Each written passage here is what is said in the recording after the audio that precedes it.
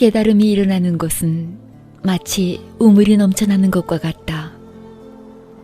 그대는 그대가 바라는 대로 계속해서 나눠줄 수 있으며 그 깨달음의 샘물은 계속해서 솟아날 것이다. 다시금 끊임없이 그대에게서 솟아날 것이다. 거기엔 끝이 없다. 그대는 영원히 마를 줄 모르는 온천에 도달한 것이다. 이제 그대는 인색해서는 안 된다. 그리고 동기를 가져서도 안 되며 그 보답으로 무언가를 얻겠다는 생각을 가져서도 안 된다.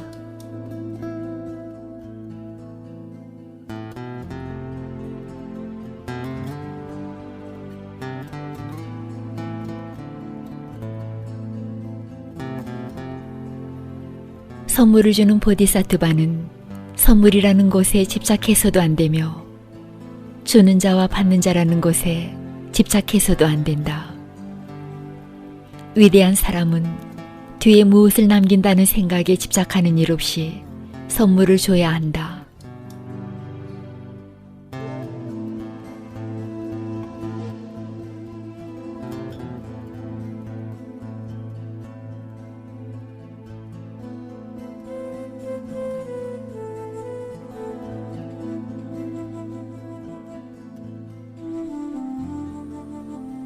거기 주는 자도 없고 선물도 없으며 받는 자도 없다. 그것들은 모두 하나이다. 그대가 도와주고 있는 자와 그대는 하나다. 거기 선물을 주는 자 없다. 선물을 받는 자도 없다. 선물도 없다. 그대가 도와주고 있는 자 또한 그대이다. 그대가 나눠주고 있는 자 또한 그대의 다른 모습이다. 그것은 마치 그대가 왼손에 들고 있던 것을 오른손에게 주는 것과 같다. 그것에 대하여 위대하다고 느낄 필요가 하나도 없다. 거기 주는 자도 없으며 받는 자도 없고 선물이라는 것도 없다.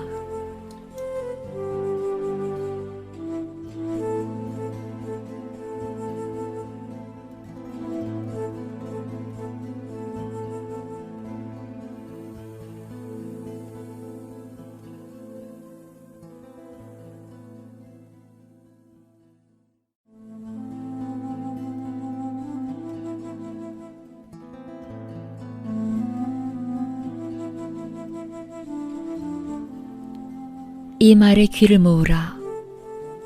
위대한 사람은 뒤에 무엇을 남긴다는 생각에 집착하는 일 없이 선물을 줘야 한다. 만일 보드사트바가 집착함이 없이 선물을 준다면 그 공덕은 이루 셀 수 없이 많아지기 때문이다.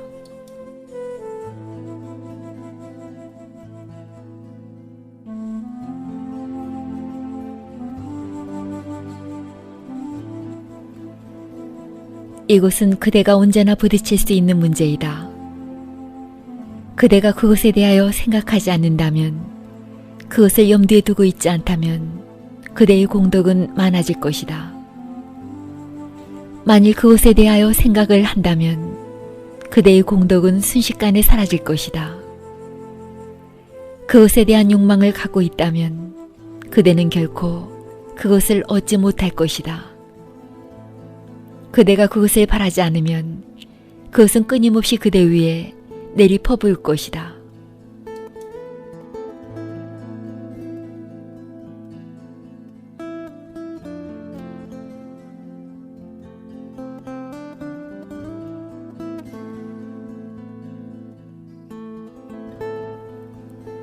낮은 차원에서는 예수의 말이 옳다. 예수의 말은 평범한 사람들을 향한 말이기 때문이다. 내밀어라. 그러면 받을 것이요. 구하라. 그러면 찾을 것이요.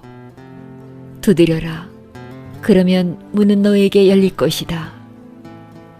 그러나 붓다는 스부티에게 말하고 있다. 내밀어라. 그러면 주어지지 않을 것이다. 구하라. 그러면 찾지 못할 것이다. 두드려라. 그러면 문은 만리장성으로 변해 죽어도 열리지 않을 것이다. 그러나 기억하라. 이 두 가지 말의 차이는 그 말을 듣고 있는 대상의 차이 때문에 생긴 것이다. 예수는 아주 평범한 사람들에게 말하고 있는 것이며 붓다는 아주 비범한 사람에게 말하고 있는 것이다.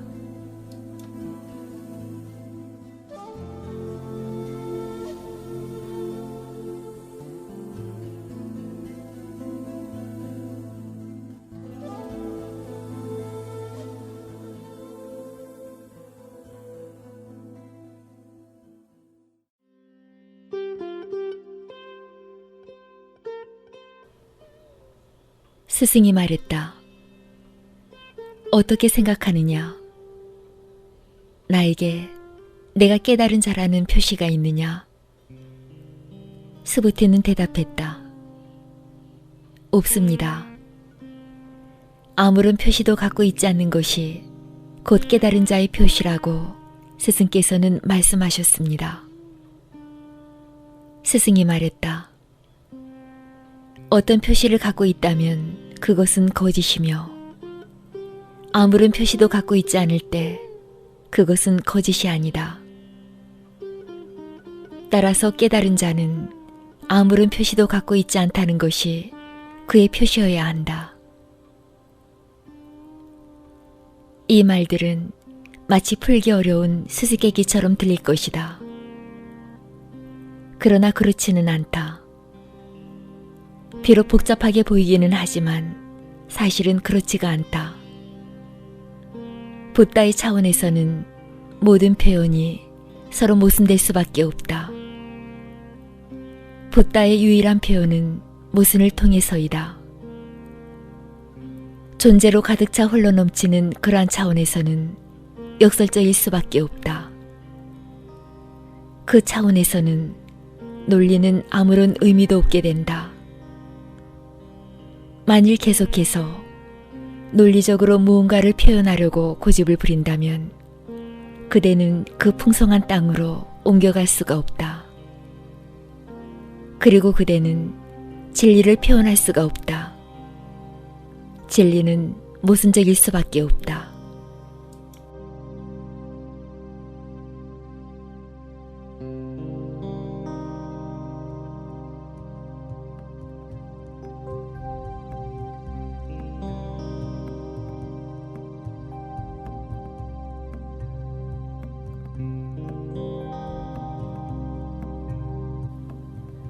붓다는 묻는다.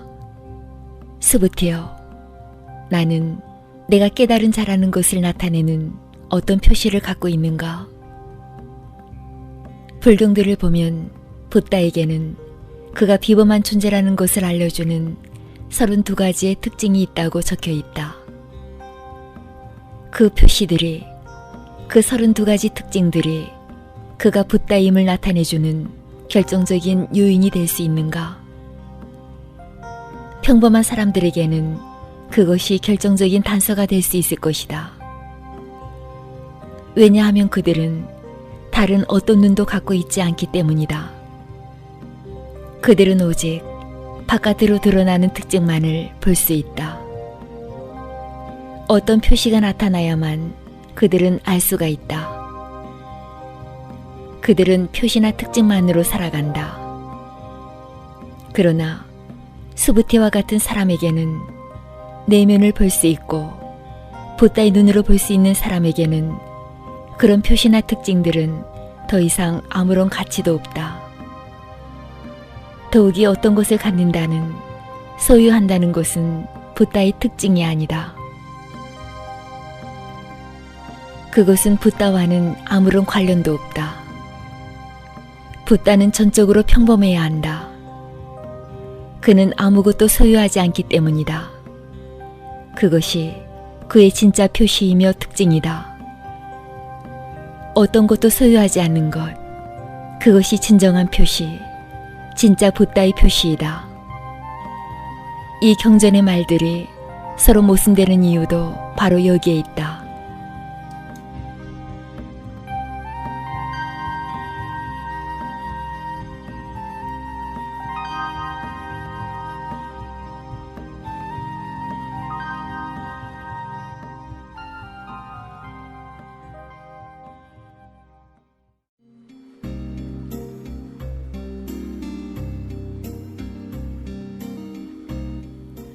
진짜 붓다는 자신이 붓다라는 사실조차도 주장하지 않는 사람이다. 모든 주장은 다 속임수이고 거짓이기 때문이다. 내세운다는 것은 곧 거짓을 말하고 있다는 것에 다름 아니다. 붓다는 아무것도 내세우지 않는다. 그는 어떻게라도 자기를 드러내는 데에는 관심이 없다. 어느 누구에게도 자신이 누구라는 것을 믿게 하는 데에는 관심이 없다. 전적으로 여기 이 순간에 존재할 뿐이다. 그대는 그와 함께 있을 수는 있다. 그대는 그의 춤 속에서 그와 하나가 될 수는 있다. 그의 축복을 나눠 가질 수는 있다. 그러나 그는 어떤 것을 내세우기 위해 여기에 존재하는 게 아니다. 어떤 것을 내세운다는 것은 그가 아직 이르지 못했다는 걸 증명해 줄 뿐이다.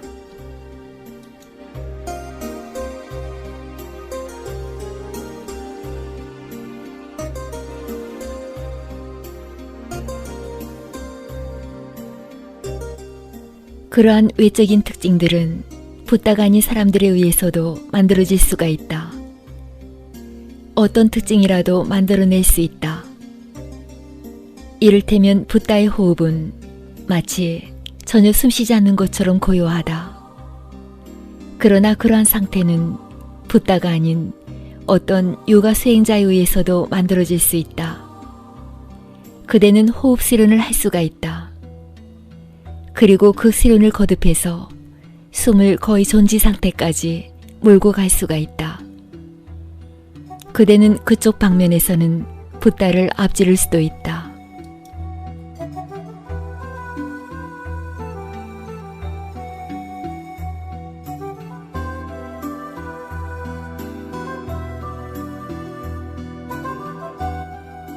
붓다의 호흡은 그에게서 서두름이 사라졌기 때문에 느린 것이다.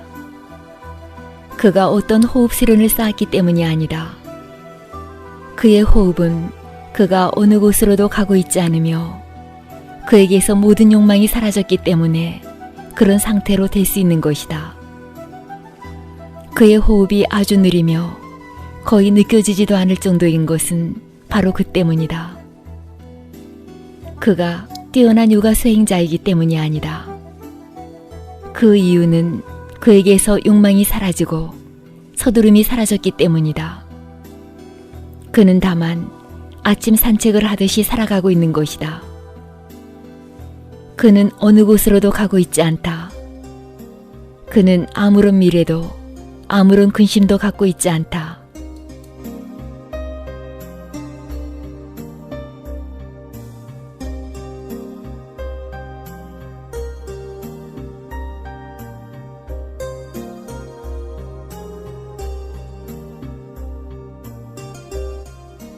주시해 본 적이 있는가?